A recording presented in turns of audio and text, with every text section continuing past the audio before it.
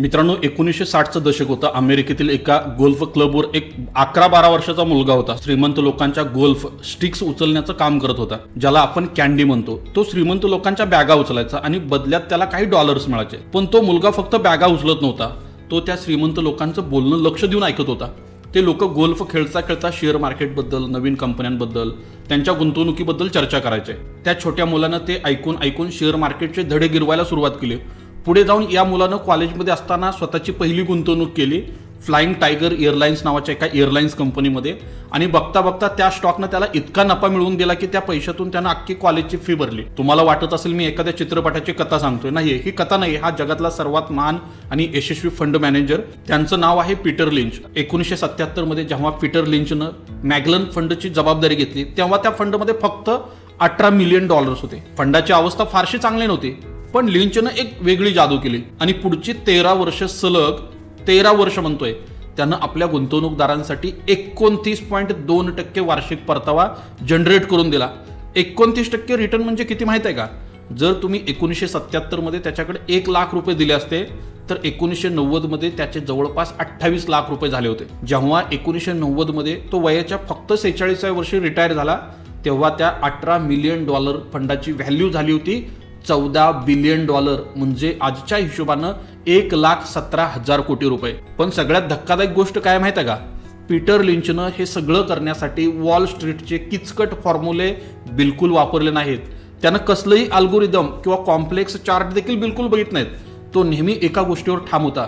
जर तुम्हाला 5वी मधलं गणित येत असेल आणि तुमच्याकडे कॉमन सेन्स असेल तर तुम्ही शेअर मार्केटमध्ये कोणत्याही प्रोफेशनल फंड मॅनेजरला हरवू शकता. आजच्या या एपिसोडमध्ये मी तुम्हाला पीटर लिंचचे 6 सुवर्ण नियम अत्यंत सविस्तरपणे सांगणार आहे.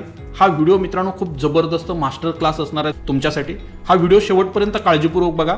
शेअर मार्केट शिकण्यासाठी तुम्हाला कुठलाही 10-20 हजाराचा पेड कोर्स लावायची गरज पडणार नाही. वही पेन नक्की घ्या, कारण इथून पुढे जे ज्ञान मिळणार आहे ते पूर्ण तुमचं आयुष्य बदलणार आहे. आता मित्रांनो, आपण पहिल्यांदा काही नियमांकडे जाण्याआधी एक अत्यंत कटू सत्य समजून घेऊया. आजकाल जर बघितलं तर विशेषतः 2019 नंतर भारतात शेअर मार्केटची मोठी लाट आली. करोडोच्या संख्येने डीमॅट अकाउंट उघडली गेली. पण यातल्या इन्व्हेस्टरचा जर तुम्ही अभ्यास केला तर बऱ्यापैकी इन्व्हेस्टर चांगला पैसा मार्केटमध्ये मिळवत आहेत, नाही असं नाही. आणि काही इन्व्हेस्टर पैसा गमवत देखील आहेत, कारण आपल्याकडे इन्स्टंट मॅगीची सवय लागली. आपल्याला सगळं रातोरात हवं असतं. शेअर मार्केटमध्ये पैसा न मिळण्याचं मुख्य कारण काय माहिती आहे का? खरं तुमच्याकडे एक प्रॉपर सिस्टम नाहीये.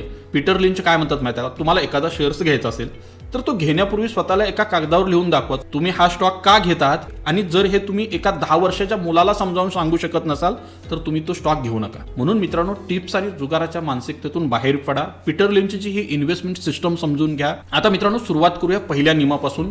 पीटर लिंचचा हा खूप महत्वाचा नियम आहे. ज्याची तुम्हाला माहिती आहे तिथंच पैसा लावा. पीटर लिंचचा हा पहिला नियम आहे आणि हा जगातला सर्वात मोठा देखील नियम आहे, हे पहिल्यांदा लक्षात घ्या. आता पीटर लिंच काय म्हणतात माहिती आहे का? सर्वसामान्य जो रिटेल इन्व्हेस्टर आहे त्याला मार्केटमधल्या बदलांची माहिती खरं तर वॉल स्ट्रीट मधील जे तज्ज्ञ लोक आहेत किंवा दलाल स्ट्रीट वरील जे तज्ज्ञ लोक आहेत त्यांच्या अगोदरपासूनच माहित असते, कारण सामान्य माणूस तो प्रोडक्ट प्रत्यक्षात वापरत असतो.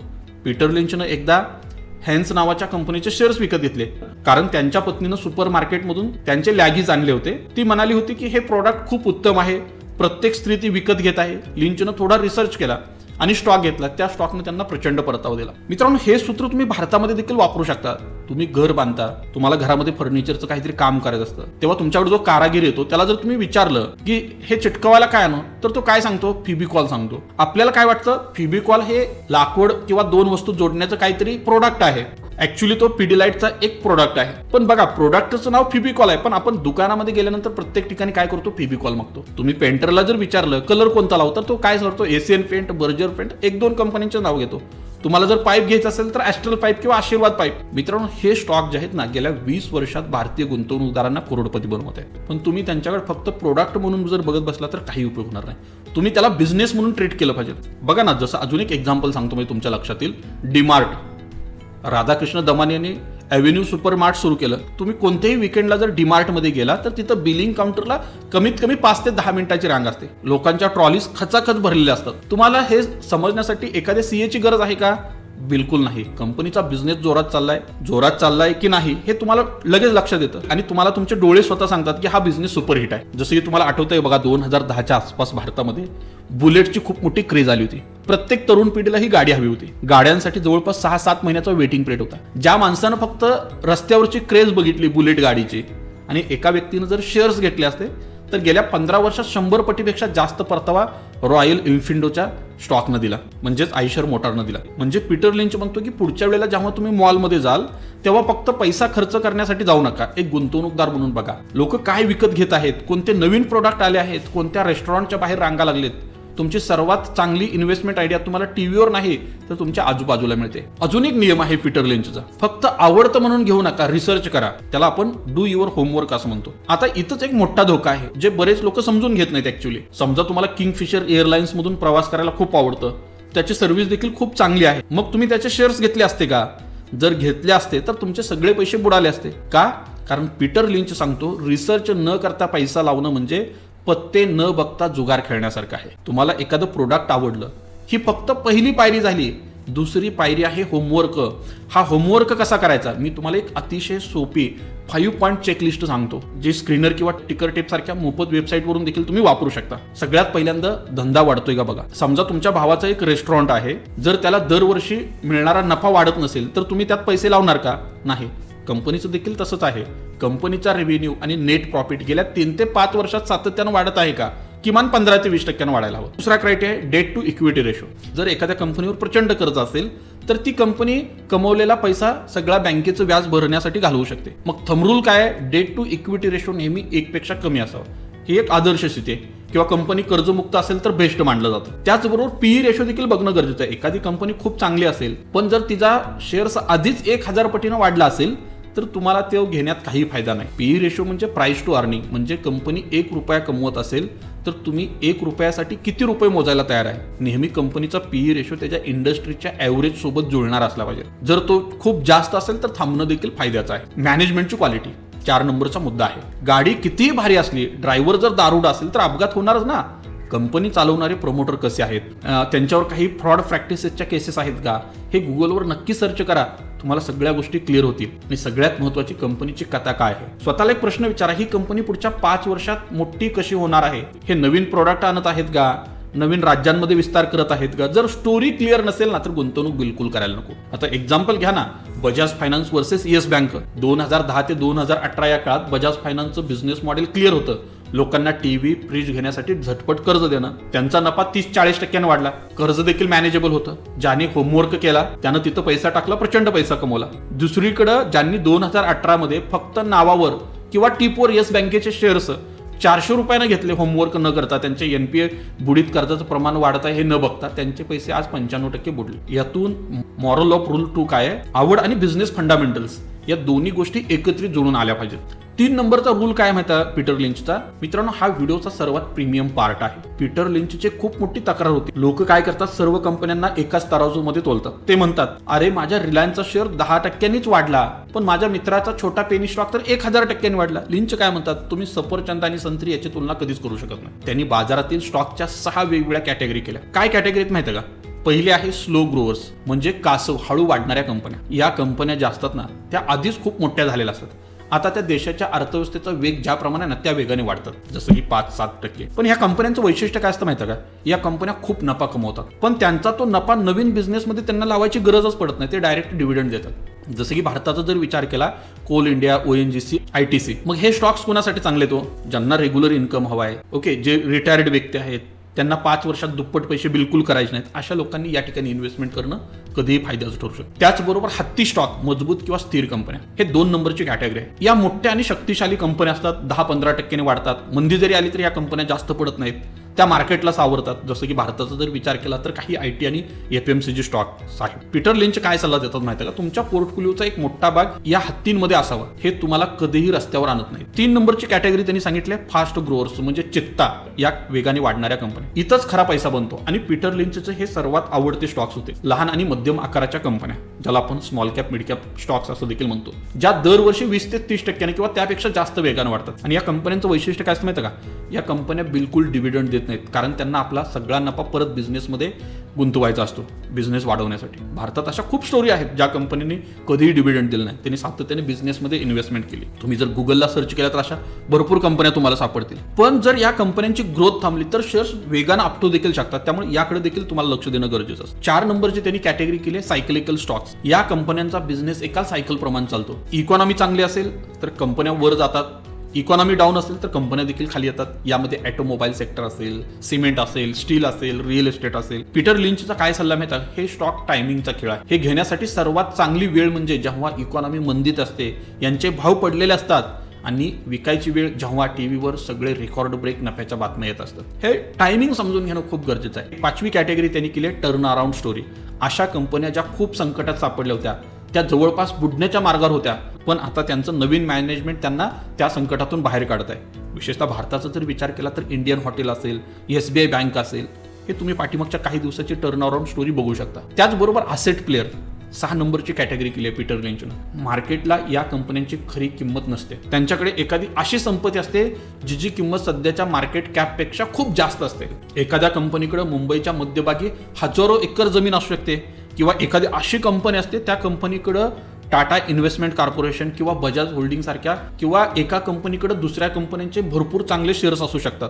ITCचंच उदाहरण घ्या ना. लोकांना वाटायचं ITC फक्त सिगारेट विकते, पण त्यांच्याकडे FMCG, हॉटेल, ॲग्री, IT असा प्रचंड पसार आहे. जेव्हा याची मार्केटला जाणीव झाली तेव्हा स्टॉक 300 वरून डायरेक्ट 500 ला गेला. त्यामुळे तुमच्या पोर्टफोलिओमध्ये आजच जाऊन बघा तुमचे स्टॉक्स या 6 पैकी कोणत्या कॅटेगरीमध्ये येतात. फास्ट ग्रोवर ठेवले तर रिस्क वाढेल, स्लो ग्रोवर ठेवले तर संपत्ती वाढणार नाही. त्यामुळे या ठिकाणी तुम्हाला योग्य बॅलन्स ठेवणं गरजेचं आहे. आता 4था रूल काय माहिती का पीटर लिंचचा, अतिशय सुंदर रूल आहे. शेअर बाजारात मेंदूपेक्षा तुमचं पोट म्हणजेच पचवण्याची क्षमता जास्त महत्वाची आहे. तुम्ही किती हुशार असाल, तुम्ही जगातल्या सर्वोत्कृष्ट कंपन्या शोधून काढाल, पण जर मार्केट 20% पडल्यावर तुम्हाला रात्रीची झोपच लागत नसेल, तुम्ही पॅनिक होऊन जर शेअर विकत असाल तर त्या हुशारीचा काही उपयोग नाही. या ठिकाणी खूप महत्वाचं काय माहिती आहे का, गुंतवणूक म्हणजे आंब्याचं झाड लावण्यासारखे. आज बी पेरलं तर दुसऱ्या दिवशी जाऊन माती उकरून बघता का की आपण काल जे झाड लावलं होतं त्याची मुळं किती मोठी झाली? नाही ना. तुम्ही त्याला पाणी घालता, खत घालता, 5 ते 7 वर्ष वाट बघता, त्यानंतर ते झाड तुम्हाला पुढलं 50 वर्ष न चुकता गोड आंबे देत. पण आपण काय करतो, रोज सकाळी 9:15 वाजता डीमॅट अकाउंट ओपन करणार, माझा शेअर्स 5 रुपयाने वाढला का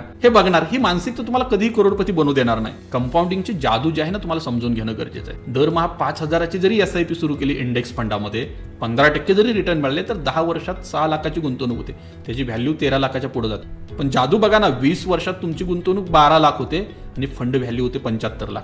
जर तुम्ही 30 वर्ष थांबला तर तुमची गुंतवणूक 18 लाख आणि फंड तयार होतो 3.5 कोटी रुपये. पण हे 3 कोटी मिळवण्यासाठी तुम्हाला एक किंमत मोजावी लागेल. ती किंमत म्हणजेच शेअर्स धरून ठेवण्याचं दुःख. जर तुम्ही तुमचा शेअर्स पुढचं 10 वर्ष स्वतःकडे होल्ड करण्याची मानसिक दृष्ट्या जर तयारी नसेल तर 10 मिनिटामध्ये तुम्ही विकून टाकणार हे पहिल्यांदा लक्षात घ्या. त्यामुळे त्याचा काही फायदा होणार नाही. 5 नंबरचा रूल्स आहे त्यांचा 10 बॅगर. म्हणजे काय, तुम्ही अनेकदा टीव्हीवर ऐकलं असेल, हा स्टॉक मल्टी बॅगर आहे. मल्टी बॅगर किंवा 10 बॅगर हा शब्द स्वतः पीटर लिंचनं शोधून काढलाय.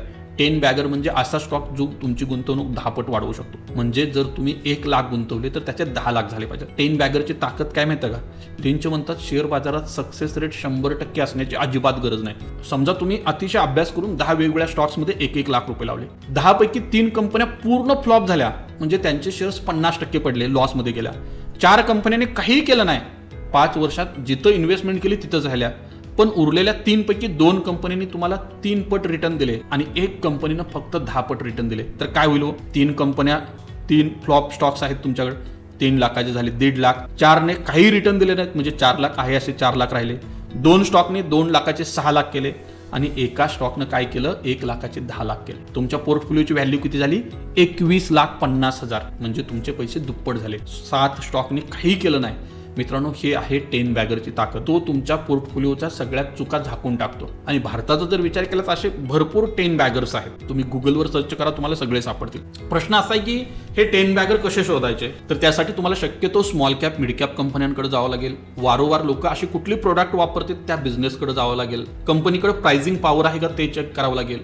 त्याचबरोबर प्रॉफिट ग्रोथ कंपनीची 20% जास्त आहे का पाठीमागच्या काही वर्षापासून, हे जर चेक केलं तर अशा कंपन्या देखील तुम्हाला सापडू शकतात. आता मित्रांनो, 6व्या नियमाकडे वळू पीटर लिंचच्या.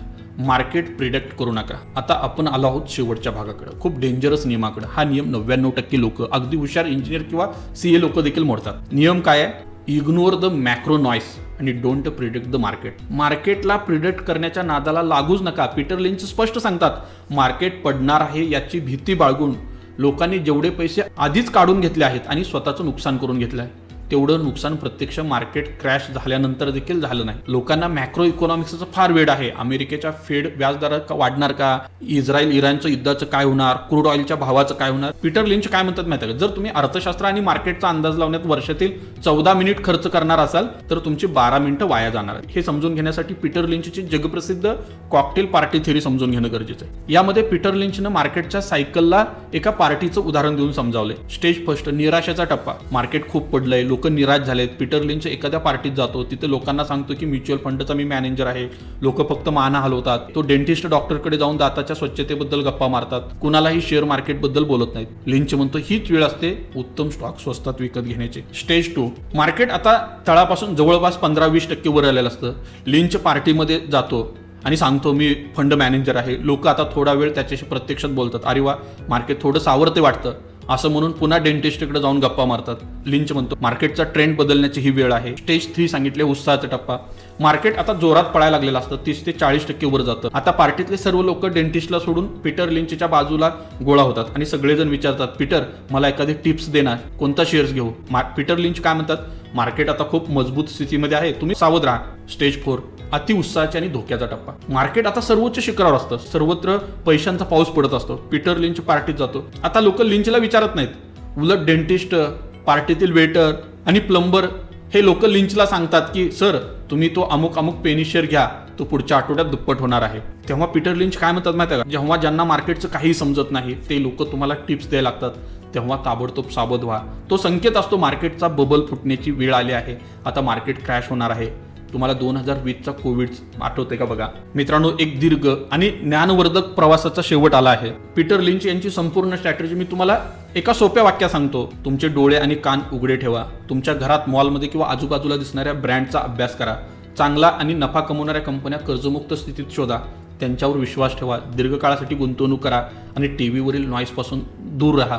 शेअर मार्केट हा जुगार नाही, ही एक अशी जागा आहे जिथं अधीर आणि घाई करणाऱ्या लोकांचा पैसा संयमी आणि शिस्तबद्ध लोकांच्या खिशामध्ये जातो. तुमच्याकडे IITचं सर्टिफिकेट किंवा फायनान्सची डिग्री नसली तरी चालेल. तुमच्याकडे कॉमन सेन्स, डिसिप्लिन आणि पेशन्स ही 3 अस्त्रे जर असतील तर तुम्हाला शेअर मार्केटमध्ये यशस्वी होण्यापासून कोणीही रोखू शकत नाही. मित्रांनो, तुम्हाला जर आजचा व्हिडिओ आवडला असेल तर नक्की यूट्यूब चॅनलला सबस्क्राईब करा, बेल आयकॉन देखील दाबा आणि हा व्हिडिओ जास्तीत जास्त शेअर करा. परत एका नवीन व्हिडिओमध्ये लवकरच भेटू. जय हिंद, जय Maharashtra. Investments in securities market are subject to market risks. Read all the related documents carefully before investing.